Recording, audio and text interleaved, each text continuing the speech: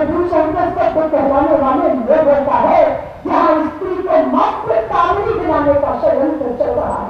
इसलिए कि मैं भारत की तस्वीर हूँ, भारत की तस्वीर सारे विश्व के सामने प्रस्तुत करनी है।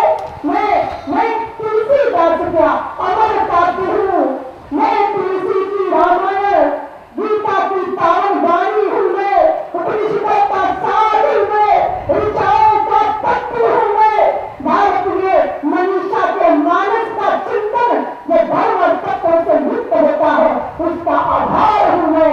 अपने आप के प्रति गौरव करना, अपने आप को पूज्या के पद पर प्रतिष्ठित करना, ये हमारे पद के बल पर निर्भर होगा। इसीलिए विकास के प्रवाह में ना रहे और भगवान से कहो मुझे नहीं चाहिए, मुझे नहीं चाहिए स्वर्ण मृग, ये अपने राम से कहो, क्योंकि आज के हालात बदल गए हैं। वो मुर्गिया के बहाने घर से निकल जाएंगे और किसी शूर्पणखा के पास पहुंच जाएंगे। सीता तुम लक्ष्मण रेखा पार मत करो, सुन रखो कि लखन राम तुम्हारे से जाएंगे दूर, लेकिन राम के पास नहीं जाएंगे, रावण से मिलकर साझा कार्यक्रम बनाने में व्यस्त हो जाएंगे। जटायु का अवध बदल चुका है इसके अंदर, जिन्होंने अपने सर्वस्व को खोया है।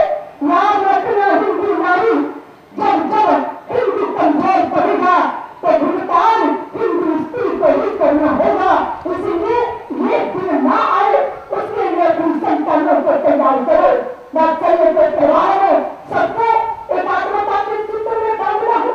हमारे पूज्य सुदर्शन जी कह रहे थे कि जिसके ताज परिचय नहीं है एक दूसरे के धर्मों का, वो परिचय अर्जित करे, कहीं ना कहीं तो रास्ता निकलेगा आपस में एक दूसरे से मिलने का।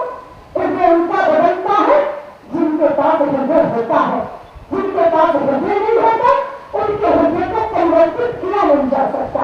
ये बहुत बड़ा समाज ऐसा है जिनके पास हृदय है।